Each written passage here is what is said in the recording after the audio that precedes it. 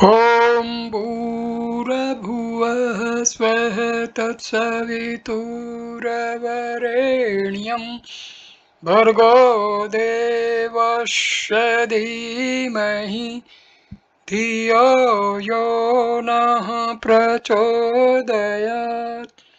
ॐ शान्ति शान्ति शान्तिः। नमस्ते मेरे प्यारे दोस्तों, ये वर्तमान भारत के महान मनीषी, ब्रह्मनिष्ठ, ब्रह्मलीन स्वामी राम सुखदास की गूढ़ विषयों पर दिए गए अपने प्रवचनों के ऊपर आधारित ये वीडियो है। इस वीडियो में हम आपको कृपा क्या होती है और इसका एक साधक के जीवन में क्या प्रभाव पड़ता है, इस पर हम विवेचन करेंगे। कृपा, ये विवेचन जो है प्रश्नोत्तरी के माध्यम से है। प्रश्न: स्वामी जी, आप कहते हैं कि प्रेम भगवत कृपा से ही प्राप्त होता है, तो भगवत कृपा कैसे प्राप्त होती है? स्वामी जी, भगवत कृपा प्राप्त होती है एक भगवान को ही अपना मानकर उन पर निर्भर रहने पर। एक भरोसा, एक बल, एक आस विश्वास, एक राम घन श्याम हित चातक तुलसीदास। संसार से उगता जाए, संसार की अनुकूलता भाई नहीं, न जीने की इच्छा हो न मरने की इच्छा हो। विचार करे, लोगों ने हमें अच्छा मान लिया तो क्या हुआ, हमें क्या मिला? संसार लाभ हो जाए तो क्या हुआ, हानि हो जाए तो क्या हुआ? खा लिया, पी लिया और सो लिया, यह क्या जीवन है? प्रश्न: योग वासिष्ठ में आया है कि भगवान की कृपा कुछ नहीं कर सकती, साधक को स्वयं ही करना पड़ेगा आदि। इसका क्या तात्पर्य है? स्वामी जी, वक्ता का आशय देखना चाहिए कि वह कौन सी बात किस आशय से कह रहा है। यहाँ वक्ता का आशय यह है कि कृपा के भरोसे साधक निठल्ला न हो जाए। दूसरी बात, योग वासिष्ठ में सगुण की बात भी नहीं आई है, फिर कृपा की बात कैसे आएगी? सेठ जी श्री जयदयाल गोविंद का कहते थे कि योग वासिष्ठ का रचयिता या तो सगुण को, भगवान को जानता नहीं था, या उसने सगुण का वर्णन नहीं किया। प्रश्न: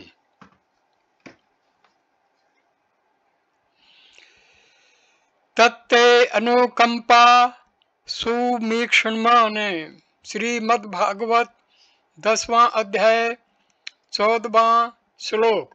भगवान की कृपा की ओर भली भांति देखते रहने का क्या तात्पर्य है?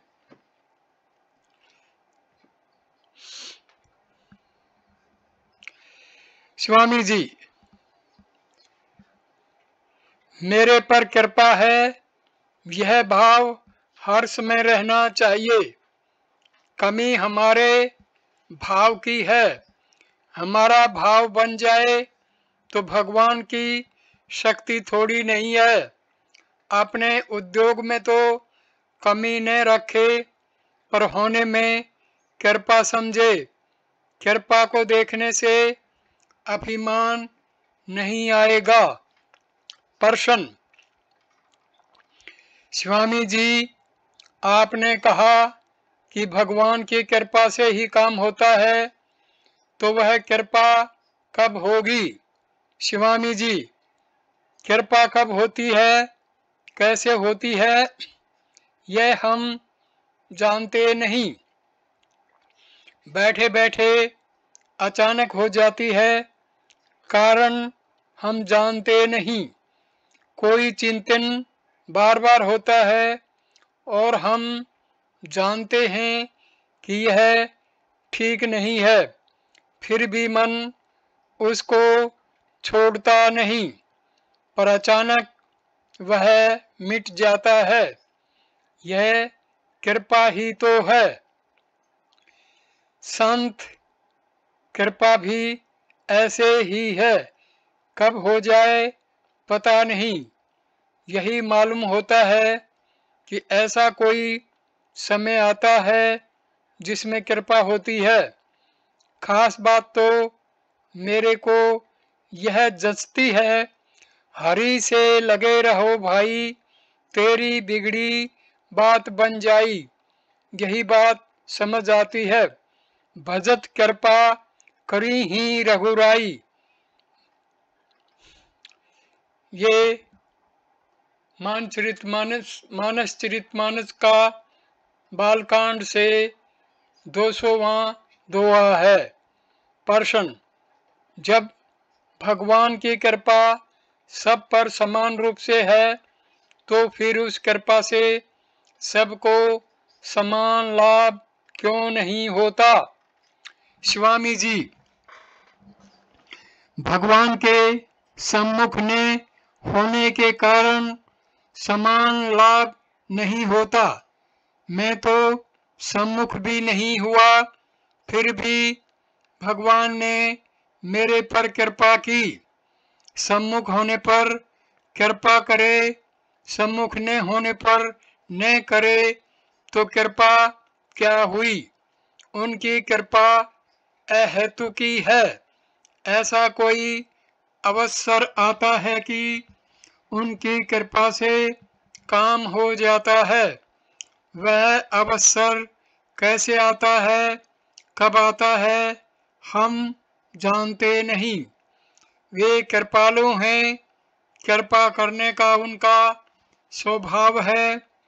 कृपा करने में उनका स्वभाव कारण है और कोई कारण नहीं। संपूर्ण जीव उनकी कृपा से ही जी रहे हैं। प्रश्न, उनकी कृपा से लाभ कैसे उठाएं? स्वामी जी, हे नाथ पुकारो। प्रश्न, वह कृपा सब पर क्यों नहीं होती? स्वामी जी, क्योंकि सब उस कृपा के सम्मुख नहीं होते। प्रश्न, कृपा के सम्मुख होना क्या है? स्वामी जी, केवल एक ही ध्येय हो, एक ही आश्रय हो, एक भरोसो, एक बल, एक आस विश्वास, एक राम घनश्याम हित चातक तुलसीदास। दोहावली 277। प्रश्न, आपने कहा कि भगवान की कृपा से ही सब कुछ भगवान ही हैं। यह बात स्वीकार करने में आती है, तो वह कृपा कैसे होगी? स्वामी जी, भगवान के अनुकूल चलने से ही उनकी कृपा होती है। प्रश्न, अनुकूल चलना क्या है? स्वामी जी, स्वार्थ बुद्धि का त्याग करना। भगवान की कृपा तो है, पर स्वार्थ बुद्धि अधिक होने से वह कृपा मानने में नहीं आती। प्रश्न, भगवत कृपा कब होती है? स्वामी जी, अपनी स्थिति में संतोष नहीं होने पर, जब व्याकुलता होती है तब कृपा होती है। अहम का सर्वथा नाश कृपा से ही होता है। वास्तव में कृपा तो है ही, पर व्याकुलता के बिना उसका अनुभव नहीं होता। प्रश्न, भगवान की कृपा हमारी बाधा को क्यों नहीं छुड़ा देती? स्वामी जी, हम उनकी कृपा तो देखते हैं, पर यह नहीं देखते कि हमने खुद उसको कितना स्वीकार किया है, कितना महत्व दिया है। प्रश्न, भगवत कृपा और संत कृपा में क्या फर्क है? स्वामी जी, दोनों एक ही हैं, परंतु भगवत कृपा की अपेक्षा संत कृपा सुगम है। दूसरा विषय, गाय। प्रश्न, गाय के शरीर में सब देवताओं का निवास कैसे? स्वामी जी, गाय के शरीर में सब देवताओं का निवास साक्षात रूप से नहीं है। दिया सलाई में अग्नि का निवास है, पर वह दिखती नहीं। देवताओं का निवास कहने का तात्पर्य है कि गाय महान पवित्र है। पवित्रता की दृष्टि से ऐसा कहा गया है। प्रश्न, पर शास्त्र में ऐसा आता है कि गाय के शरीर में देवताओं ने अपनी अपनी जगह ग्रहण कर ली। लक्ष्मी और गंगा देर से आई तो उन्हें जगह नहीं मिली आदि। स्वामी जी, ऐसा कहने के सिवाय और कैसा कह सकते हैं? समझने के लिए ही ऐसा कहा गया है। जो जिस भाषा को समझता है उसको उसी भाषा में समझाया जाता है। प्रश्न, पद्म पुराण में गाय को मुक्ति की अधिकारिणी बताया है, तो क्या गाय की मुक्ति हो जाती है? स्वामी जी, वास्तव में गाय की मुक्ति नहीं होती, अन्यथा कभी गाय का शरीर मिलने पर हम भी मुक्त हो गए होते। मुक्ति के लिए उद्योग की आवश्यकता भी नहीं होती। अतः इसका तात्पर्य है कि जैसे निष्काम भाव पूर्वक मुक्त महापुरुष की सेवा करने से मुक्ति हो जाती है, ऐसे ही निष्काम भाव पूर्वक गाय की सेवा करने से भी मुक्ति हो जाती है। प्रश्न, कुछ लोग दूध को शाकाहारी नहीं मानते, इसमें आपका क्या विचार है? स्वामी जी, जैसे माँ का दूध है ऐसे ही गाय का दूध है। गाय प्रसन्नता से दूध देती है तो उसे लेने में कोई दोष नहीं है। प्रश्न, गाय इतनी शुद्ध होते हुए भी ओखर मल भक्षण क्यों करती है? स्वामी जी, शुद्ध होते हुए भी आखिर है तो पशु ही। प्रश्न, कपिला गाय कौन सी होती है?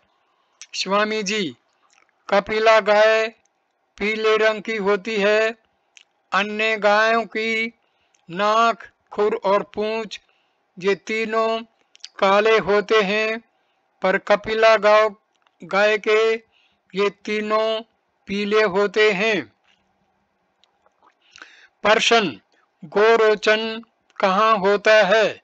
स्वामी जी, यह किसी किसी गाय के गले से नीचे आगे की दोनों टांगों के बीच में होता है। यह गेंद की तरह छोटा सा होता है। गाय के द्वारा खांसी करने से यह बाहर निकल जाता है। प्रश्न, किसी भी प्राणी का वध करना पाप है, फिर केवल गो हत्या बंदी की ही बात क्यों कही जाती है? सभी पशु पक्षियों की हत्या बंद करने की बात क्यों नहीं होती? स्वामी जी, यह तो हम कहते ही हैं कि सभी प्राणियों को जीने का अधिकार है, मारने का अधिकार किसी को नहीं। तथापि गाय की हत्या से देश की विशेष हानि है। गाय कट रही है तो मानो देश की जड़ कट रही है। तीसरा विषय है गीता। प्रश्न, कौरव सेना में तो कई प्रकार के बाजे बजे। गीता के पहले अध्याय का 13वां श्लोक। पर पांडव सेना में केवल शंख ही बजे। गीता अध्याय 1 14वां से 18वें श्लोक तक। इसका क्या कारण था? स्वामी जी, वहाँ गीता अध्याय 1 13वें श्लोक में सेना का वर्णन होने से कई प्रकार के बाजे बजने की बात आई है, परंतु यहाँ गीता अध्याय 1 14 से 18वें श्लोक में सेना का वर्णन न होकर विशिष्ट व्यक्तियों का वर्णन है। अतः पांडव सेना के विशिष्ट व्यक्तियों ने कौन कौन से शंख बजाए, इसका वर्णन किया गया है। प्रश्न, गीता में धृतराष्ट्र के लिए परंतप शत्रु को तपाने वाला कहने का तात्पर्य क्या है? गीता दूसरा अध्याय 9वां श्लोक। उनके शत्रु तो पांडव थे। स्वामी जी, धृतराष्ट्र को परंतप इसलिए कहा कि वे शत्रुओं को तपाना, दुख देना चाहते थे और उनको पांडवों को दुख देते भी थे। तभी उन्होंने लोहे से बनी भीम की मूर्ति को मसल दिया। परंतप परंतप शब्द का भाव है शूरवीर। प्रश्न, गीता में एक जगह कहा है कि अपरा प्रकृति की सत्ता ही नहीं है। नास्तो विद्यते भावः। गीता दूसरा अध्याय 16वां श्लोक। और दूसरी जगह कहा है कि वह अव्यय है, अव्ययम। गीता 15वां अध्याय पहला श्लोक। इसका तात्पर्य क्या हुआ? स्वामी जी, सत्ता ही नहीं है, ऐसा कहने का तात्पर्य है कि प्रकृति की स्वतंत्र भगवान से अलग सत्ता नहीं है। और अव्यय कहने का तात्पर्य है कि वह भगवत स्वरूप है।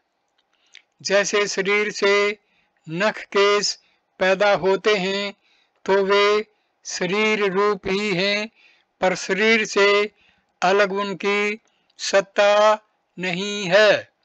प्रश्न, गीता में आया है स्वल्पमप्यस्य धर्मस्य त्रायते महतो भयात्। गीता दूसरा अध्याय 40वां श्लोक। अगर थोड़ी भी समता, निष्काम भाव कल्याण कर दे तो फिर पूरे की क्या जरूरत है? स्वामी जी, इसमें थोड़े ज्यादा की बात नहीं है, समता के टुकड़े नहीं होते।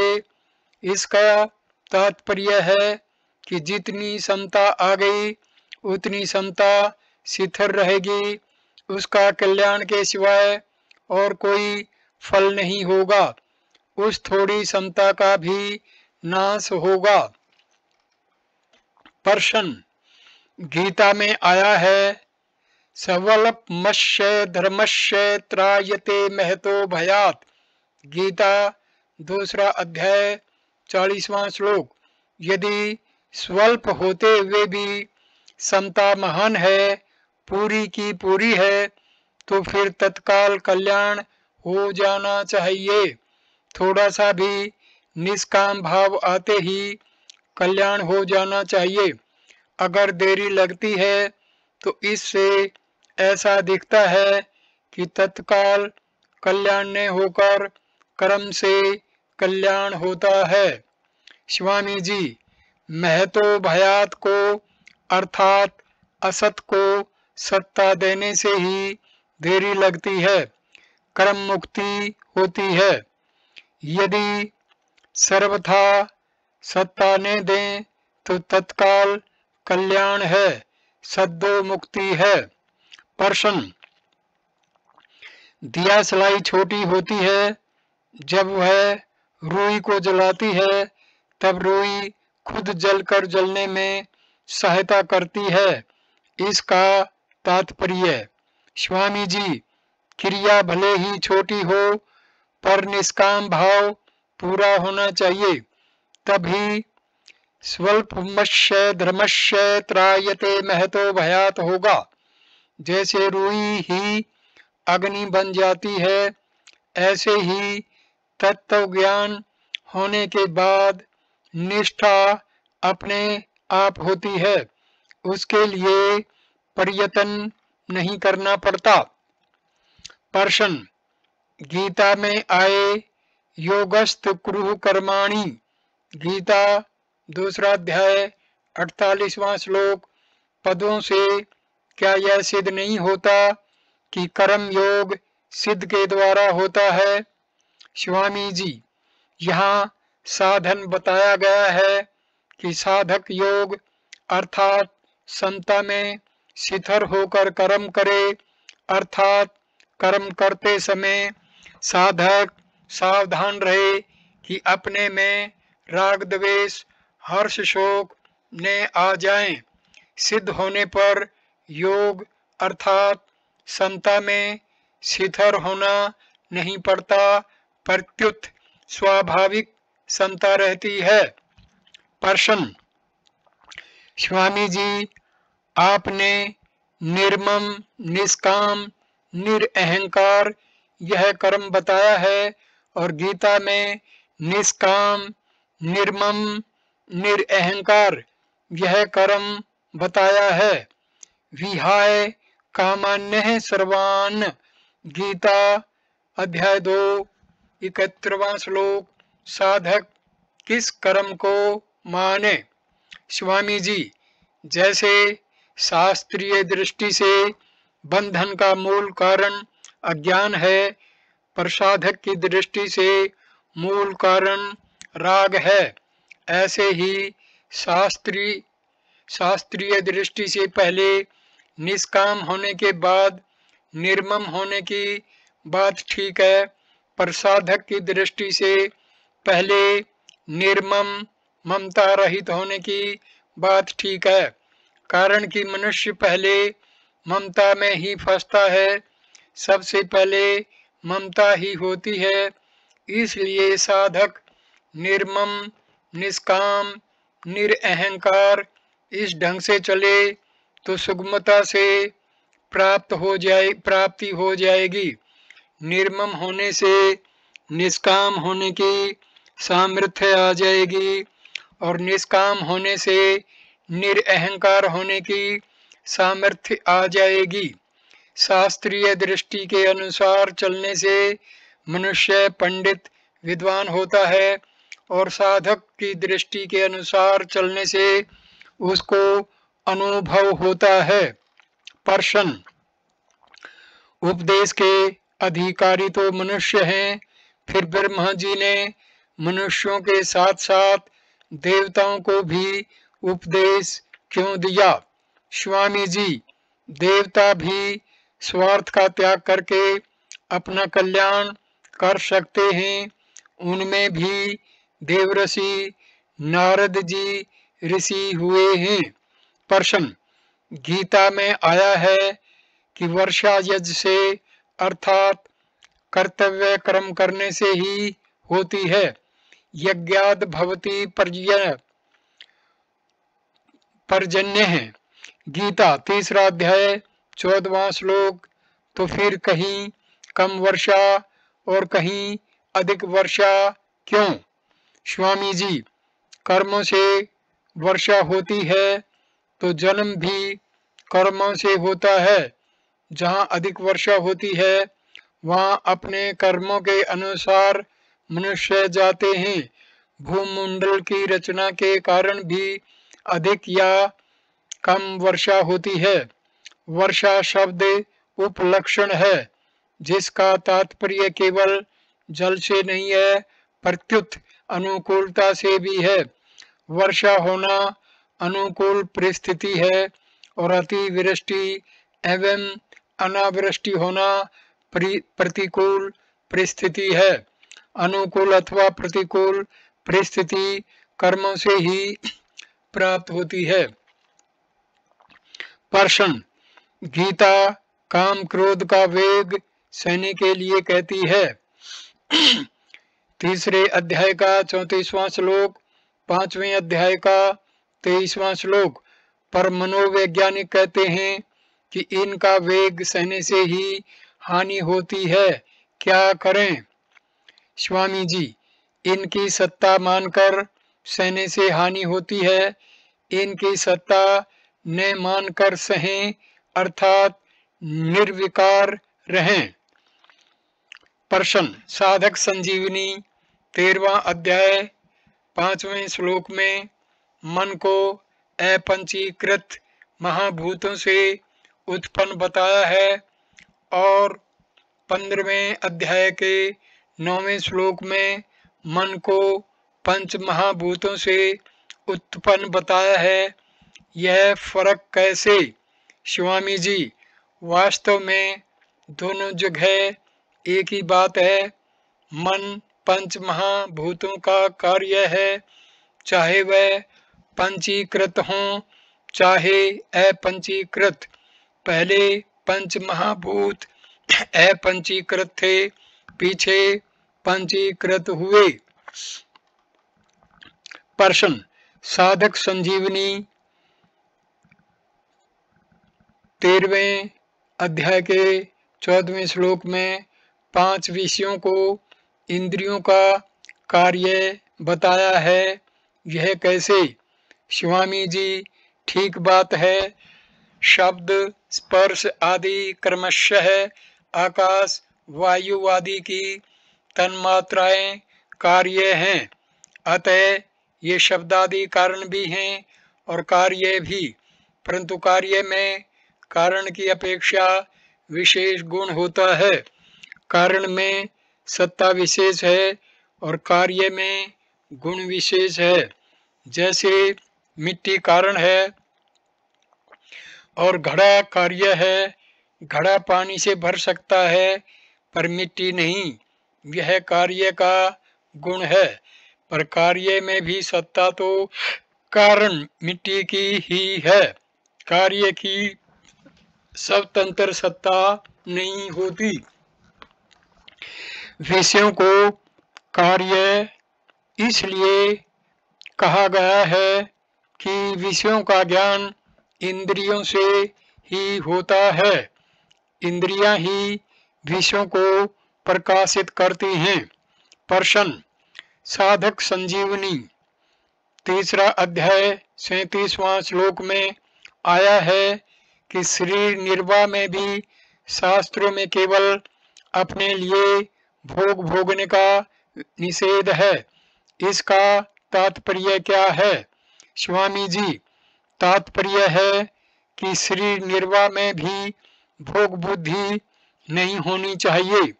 प्रश्न, पृथ्वी जल आदि तो प्रकृति के कार्य हैं, पर भगवान ने इनको ही प्रकृति बताया है। भूमिरापो नलो वायु खम मनो बुद्धिरेवः च अहंकार इत्ययं मे भिन्ना प्रकृतिष्धा।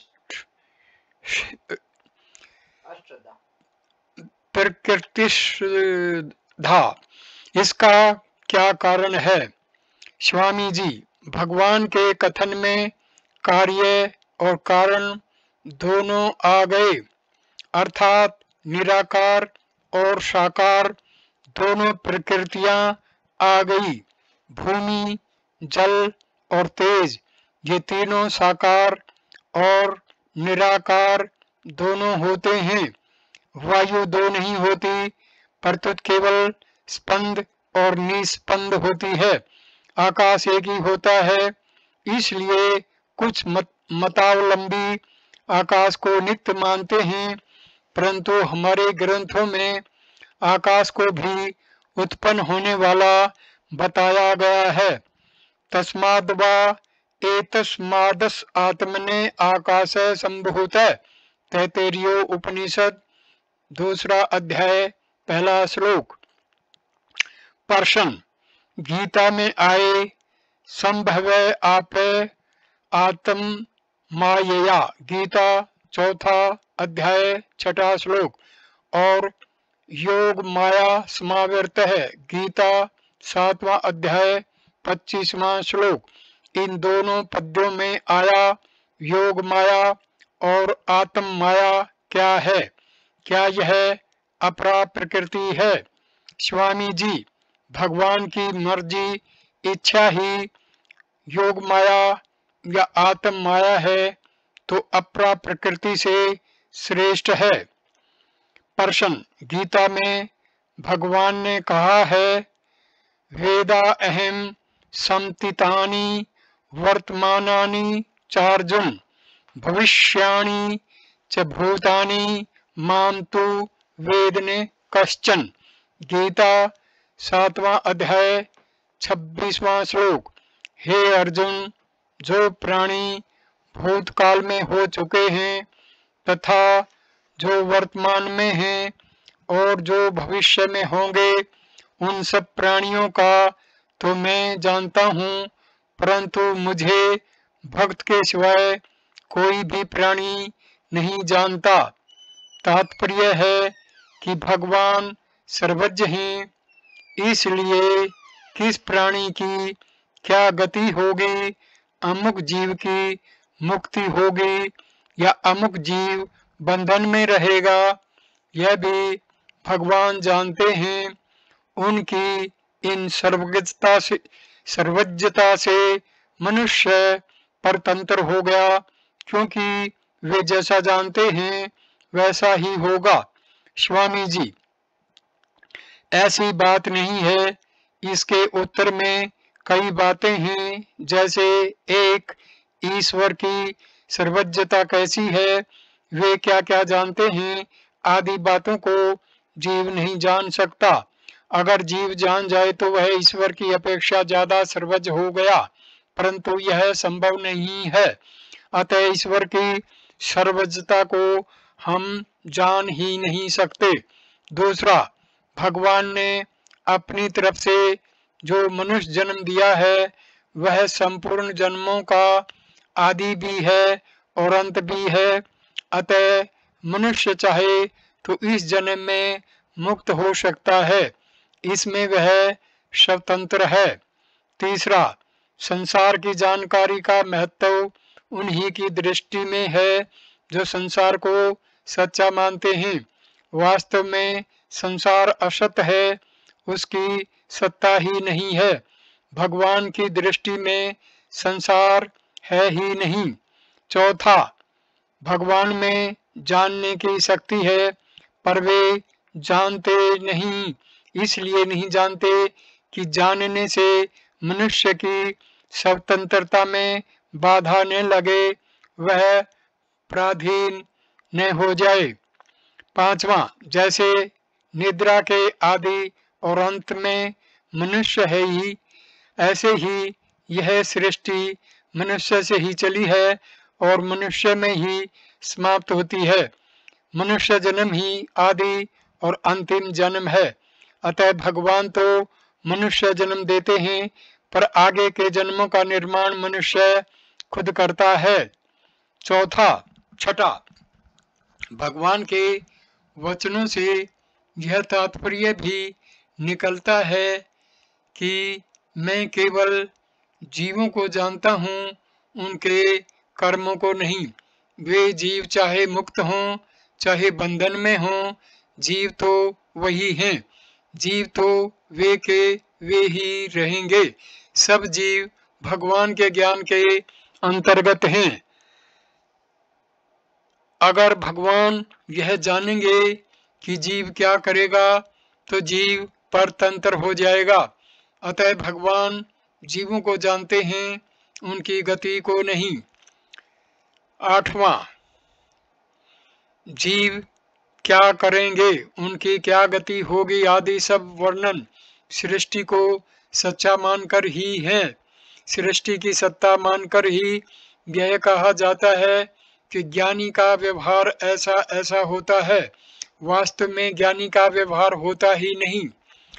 वशिष्ठ जी का अज्ञातवाद है कि सृष्टि पैदा हुई ही नहीं। जैसे कोई कहे कि रात को स्वप्न में मैंने आपसे बात की थी, तो क्या दूसरे को यह बात का पता होता है? स्वप्न आना क्या सृष्टि का पैदा होना है? स्वप्न में एक बूढ़ा आदमी गाय लाया और गाय का बछड़ा पैदा हुआ, तो बूढ़ा आदमी, गाय और बछड़ा तीनों स्वप्न में एक साथ पैदा हुए। प्रश्न, गीता में आए सर्वभूतानि सम्मोहम सर्गयानि परतंप, गीता 7वां अध्याय 27वां श्लोक पदों से यह भाव निकलता है कि कोई भी प्राणी मोह रहित नहीं हो सकता। स्वामी जी, इसका तात्पर्य है कि जिनमें मोह मूढ़ता रहता है वही प्राणी जन्म मरण को प्राप्त होते हैं। जिनका मोह दूर हो गया वे जन्म मरण को प्राप्त नहीं होते। सर्गे अपि नोपजायन्ते, गीता 14वां अध्याय 2 श्लोक। ते द्वंद्व मोह निर्मुक्तः, गीता 8वां अध्याय 28वां श्लोक। सृष्टि के आदि में जो पैदा होते हैं वे मोहित ही होते हैं। अगर मोहित न हुए तो पैदा ही क्यों हों? प्रश्न, आपकी सब साधनों का सार पुस्तक में गीता 8वां अध्याय 14वां श्लोक के 7तम पद का अर्थ आया है। उस दिन से लेकर मृत्यु तक, और नित्य यश पद का अर्थ आया है सुबह से लेकर शाम तक, परंतु साधक संजीवनी में उससे उल्टा अर्थ है। स्वामी जी, उपरयुक्त अर्थ ही ठीक लगता है, परंतु साधक संजीवनी की बहुत प्रतियां छप गई, इसलिए अब उसमें परिवर्तन करना उचित नहीं। सिद्धांत में तो कोई फर्क है ही नहीं।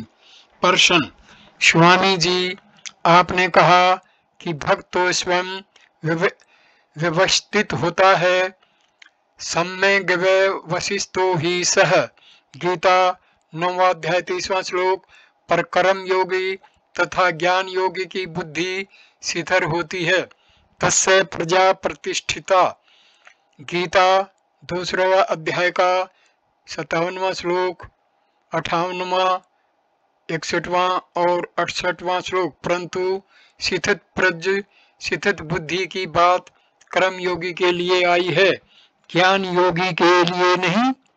स्वामी जी, कर्म योग और ज्ञान योग का परिणाम एक ही है, दोनों समकक्ष हैं। गीता 4वां अध्याय का 4वां और 5वां श्लोक। अतः शिथिल प्रक कहने से सिद्ध हुआ कि कर्म योग तथा ज्ञान योग करण सापेक्ष हैं, क्योंकि बुद्धि एक करण है। प्रश्न, परंतु आप पहले से यह कहते आए हैं कि कर्म योग तथा ज्ञान योग दोनों करण निरपेक्ष हैं। स्वामी जी, गीता के भावों का अंत नहीं आता, नए नए भाव पैदा होते हैं। प्रश्न, वरुण तो जल के अधिपति हैं, फिर गीता में उन्हें जल जंतुओं का अधिपति क्यों कहा? वरुणो याद सामहम, गीता 10वां अध्याय 29वां श्लोक। स्वामी जी, जल में रहने के कारण जल जंतु भी जल रूप ही हुए। प्रश्न, अर्जुन ने भगवान से द्विभुज रूप होने के लिए क्यों नहीं कहा? चतुर्भुज रूप होने के लिए ही क्यों कहा? जब चतुर्भुज रूप होने के लिए ही कहा तो फिर भगवान अपनी मर्जी से द्विभुज रूप क्यों नहीं हो गए? खुद प्रार्थना करने पर भी अर्जुन चतुर्भुज रूप को देखकर शिथिरचित नहीं हुए, प्रत्युत द्विभुज रूप को देखकर ही शिथिरचित हुए, ऐसा क्यों? स्वामी जी, भगवान के विराट रूप में अर्जुन ने सर्वप्रथम चतुर्भुज रूप के दर्शन किए थे, अतः उसी को देखने के लिए अर्जुन प्रार्थना करते हैं। कारण कि अत्युग्र विराट रूप को देखकर अर्जुन बहुत घबरा गए और पूछने लगे कि आप कौन हैं, यहाँ किस लिए आए हैं? तब भगवान ने चतुर्भुज रूप में दर्शन देकर उनको आश्वासन दिया और फिर यह बताने के लिए अपने मनुष्य रूप द्विभुज रूप में आ गए कि तू डरता क्यों है, मैं तो वही हूँ। भगवान श्री कृष्ण हरदम द्विभुज रूप ही रहते थे, चतुर्भुज रूप से नहीं। अगर चतुर्भुज रूप से रहते तो लोगों के सामने भगवान रूप से प्रत्यक्ष रहते, परंतु भगवान मनुष्य रूप से रहते थे। तभी भगवान ने कहा है, अब जानन्ति मा मूढ़ा मानुष्यम तनुमाश्रितम, गीता 9वें अध्याय का 11वां श्लोक आदि। प्रश्न, जब सभी साधकों का उद्देश्य त्याग है तो फिर गीता में कर्म फल त्याग को पहले के 3 साधनों से श्रेष्ठ क्यों बताया गया है? 12वां अध्याय 12वां श्लोक। स्वामी जी, तात्पर्य है कि त्याग में कर्म फल का त्याग श्रेष्ठ है। त्याग करना है तो कर्म फल का ही त्याग करना है। यस्तु कर्म फल त्यागी से त्यागित भी धीयते, जो कर्म फल का त्यागी है वही त्यागी कहा जाता है। गीता 18वें श्लोक का 18वें अध्याय का 11वां श्लोक। यह सब संसार कर्म फल है, कर्म फल के त्याग से मूल कट जाएगा। प्रश्न, गीता में अनअहंकार एवच गीता 13वां अध्याय 8वां श्लोक पदों से साधक के लिए अनअहंकार होने की बात कैसे कही? अनअहंकार होने पर तो वह सिद्ध हो गया, साधक कहाँ रहा? स्वामी जी, अहंकार मिटा नहीं, पर साधन में यह मान्यता होती है, विचार होता है कि मेरे में अहंकार नहीं है, अतः मेरे में अहंकार नहीं है। यह मान्यता होना ही उपर्युक्त पदों का तात्पर्य है। प्रश्न, गीता में प्रकृति को अनादि कहा है, प्रकृतिम पुरुषम चैव विद्वेनादि उभावपि, गीता 13वां अध्याय 19वां श्लोक। और यह भी कहा है कि जीव ने जगत को धारण किया है, ये इदम धार्यते जगत, गीता 7वां अध्याय 5वां श्लोक। दोनों बातें कैसे? स्वामी जी, परा प्रकृति, अपरा प्रकृति और परमात्मा तीनों ही अनादि हैं, पर जीव ने जगत की परमात्मा से अलग स्वतंत्र सत्ता मान ली। ये इदम धार्यते जगत, इतना ही नहीं, वह खुद भी जगत रूप बन गया। सर्वइदम जगत, गीता 7वां अध्याय 13वां श्लोक। समझने के लिए प्रकृति को अनादि कहा, पर वह शांत है, अनंत नहीं। ऐसा कोई अक्षर नहीं जिसमें उसका अंत न होता हो। प्रश्न, श्रुत्वा अन्येभ्य उपासते, गीता 13वां अध्याय 25वां श्लोक। इसमें उपासते का तात्पर्य क्या है? स्वामी जी, उपासते का तात्पर्य है सुनने के अनुसार जीवन बनाना।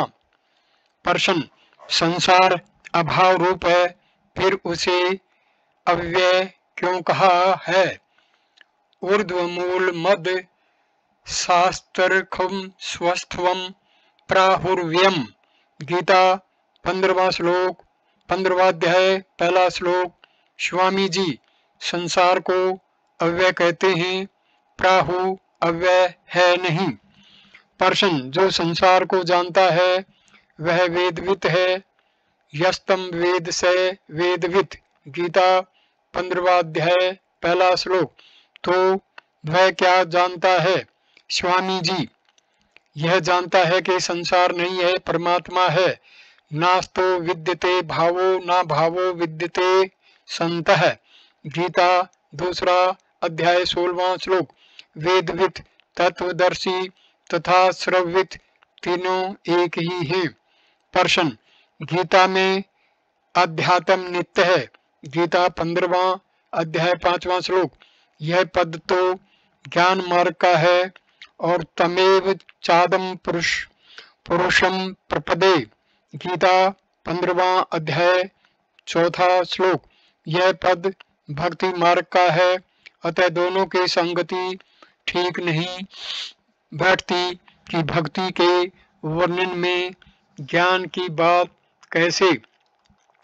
स्वामी जी, इसका समाधान ऐसा कर सकते हैं कि समग्र में सब आ जाते हैं। प्रश्न, मने षष्ठानि इंद्रियाणि प्रकृतिस्थानि कर्षन्ति। गीता 15वां श्लोक, 15वां अध्याय 7वां श्लोक। इसमें किसका आकर्षण है? स्वामी जी, मन बुद्धि इंद्रियां ही खींचती हैं, स्वयं में आकर्षण है ही नहीं, परंतु मोह के कारण स्वयं खींचता दिखता है। प्रश्न, गीता के 7वें अध्याय में तो अपरा प्रकृति को भगवान से अभिन्न बताया है और 15वें अध्याय में भगवान को अपरा प्रकृति से अतीत बताया है।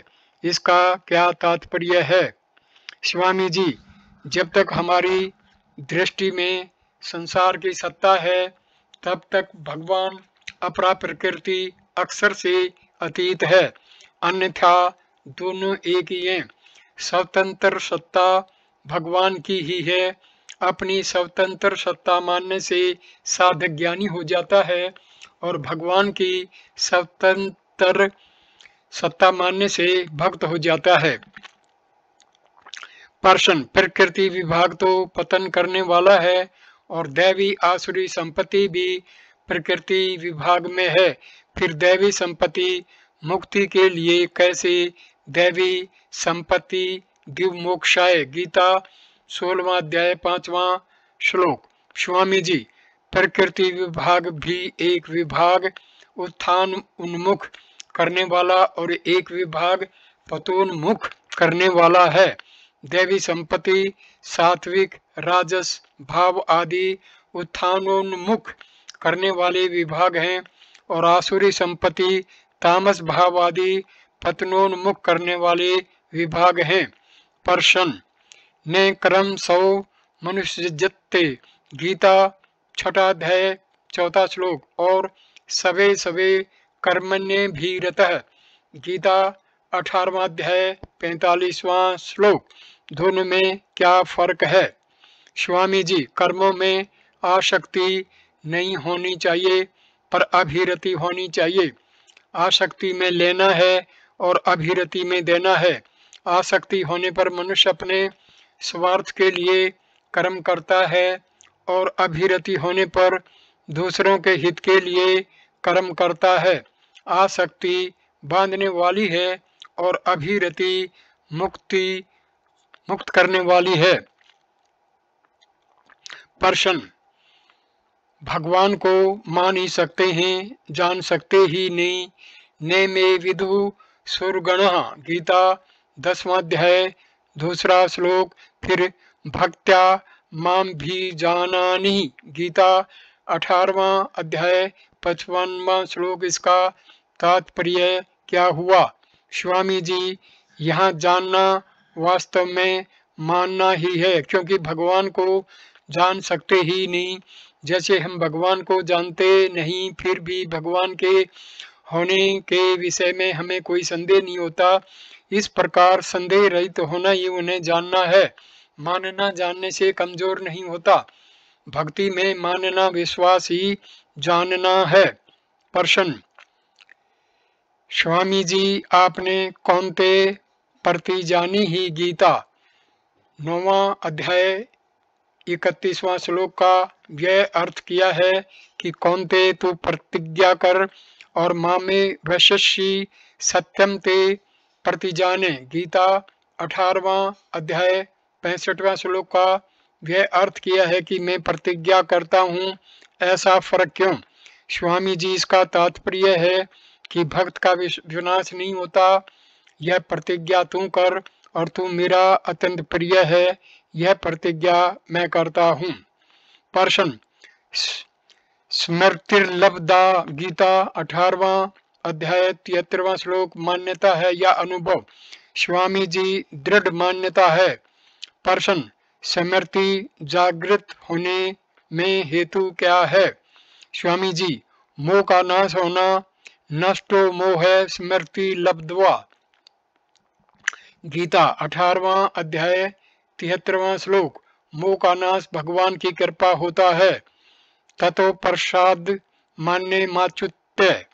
गीता 18वां अध्याय 73वां श्लोक। इसलिए जो ईश्वर को कल्पित मानते हैं उनके मोह का नाश नहीं होता, प्रत्युत वहम होता है। वे अधूरी जानकारी को ही पूरी मान लेते हैं।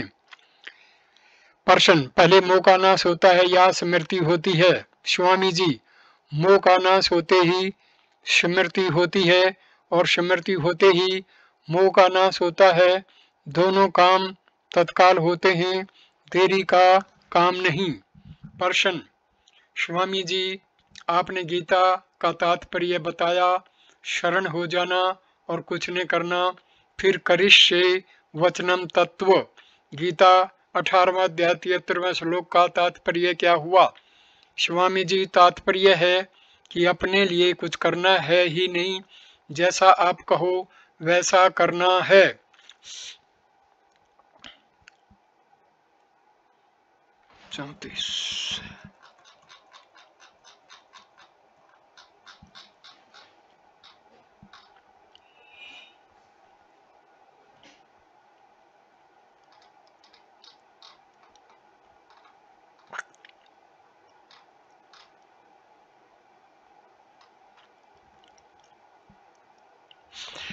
प्रश्न, गीता के अंत में संजय ने भगवान के विश्व रूप को स्मरण किया, चतुर्भुज रूप को नहीं, क्यों? स्वामी जी, चतुर्भुज रूप तो प्रसिद्ध है, पर विश्व रूप उतना प्रसिद्ध नहीं है। विश्व रूप जितना दुर्लभ है उतना चतुर्भुज रूप नहीं। चतुर्भुज रूप को देखने का उपाय भी भगवान ने बताया, पर विश्व रूप देखने का उपाय बताया ही नहीं। प्रश्न, कर्म योग, ज्ञान योग और भक्ति योग, इन तीनों योगों को गीता किस कर्म से मानती है? स्वामी जी, गीता कर्म योग और ज्ञान योग को एक मानती है, अतः इसका कर्म नहीं बताती। गीता 5वां अध्याय 4था और 5वां श्लोक।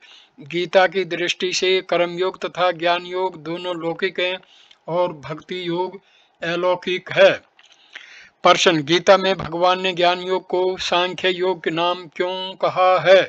स्वामी जी, सत असत आदि दो संख्या अर्थात विभाग विवेक होने से सांख्य कहा है। यद्यपि विवेक सभी साधनों में रहता है, पर विवेक प्रदान होने से ज्ञान योग को सांख्य योग कहा है। प्रश्न, भगवान कहते हैं कि मैंने योग में स्थित होकर गीता कही थी। परम ही ब्रह्म कथितम योग तुक्तेन तन्मया। महाभारत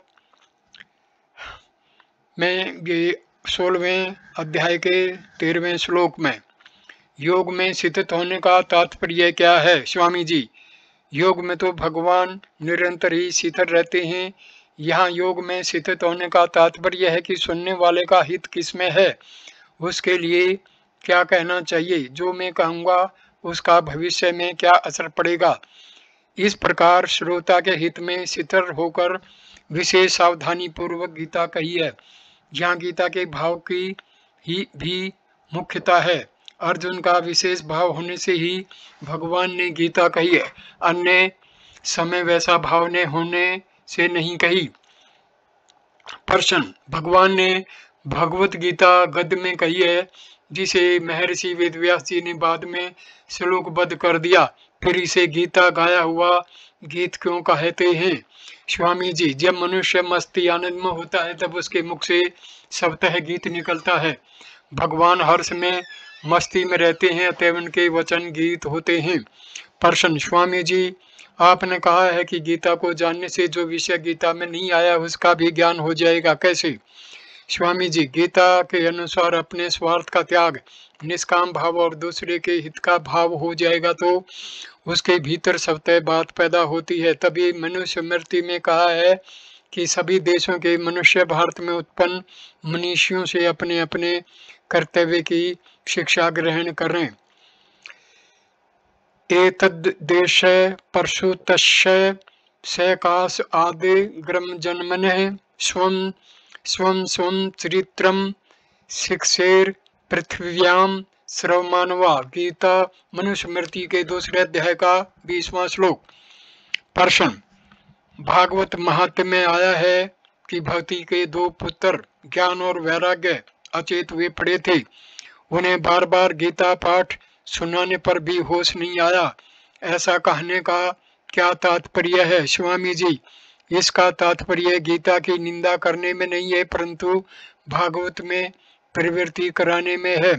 प्रत्येक ग्रंथ में यह बात कही है कि एक की महिमा बताई जाती है और दूसरे को कमजोर बताया जाता है। वास्तव में साधक किसी एक तत्व में गहरा उतर जाए तो उसी से सब कुछ मिल जाएगा।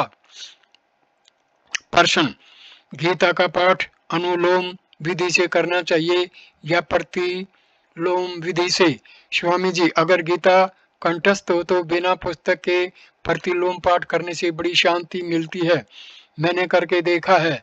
कलकत्ते के एक सज्जन गीता का प्रतिलोम पाठ करते करते तीसरे अध्याय में पहुंचे तो उनको नींद आ गई। सोपन में उन्होंने गोपियों के साथ बाल कृष्ण को देखा। भगवान उनके मुख के पास आकर कुछ बोले, क्योंकि बच्चा समझता है कि मुख से बोलते हैं तो सुनते भी मुख से ही होंगे। भगवान की वाणी तथा मुख के स्पर्श से वे रोमांचित हो गए। प्रश्न, अर्जुन का भाव नष्ट हो गया था। नष्टो मोह स्मृतिर्लब्धा। गीता 18वां अध्याय 73वां श्लोक। फिर उन्हें अभिमन्यु के मरने का और गोपी हरण का शोक क्यों हुआ। स्वामी जी, एक, यह लोक संग्रह था। अगर शोक न करते तो घर वाले कहते कि ये तो बड़े ज्ञानी बन गए, इनको दुख क्यों हो, दुखी तो हम हैं। अतः अर्जुन ने दुखी होकर घर वालों का साथ दिया, जिससे उनका दुख हल्का हो जाए। तीसरा, कोई अभिमान बाकी रह गया होगा, पूरी बात का पता नहीं। हम तो यही मानकर समाधान कर लेते हैं कि ऐसी भगवान की मर्जी थी। दूसरा, मैं तो यह मानता हूँ कि अर्जुन का मोह नष्ट हो गया था और एक बार मोह नष्ट होने पर पुनः मोह नहीं होता। यज्जात्वा ने पुनर्मोहम। गीता 4वां अध्याय 35वां श्लोक। आगे जो कुछ हुआ वह लीला थी। जैसे जटायु ने राम जी को सीता का पता बता दिया। फिर भी राम जी ने सीता की खोज करवाई, पर अंगूठी हनुमान जी को ही दी। इसलिए कहा है, संतों की गति रामदास, जग से लखी न जाए, बाहर तो संसार सा, भीतर उल्टा था। इस वीडियो को मैं यहीं पर विराम देता हूँ। अगला छठा वीडियो हम शुरू करेंगे गुरु शिष्य के विषय से। वीडियो देखने के लिए धन्यवाद मेरे दोस्तों। नमस्ते।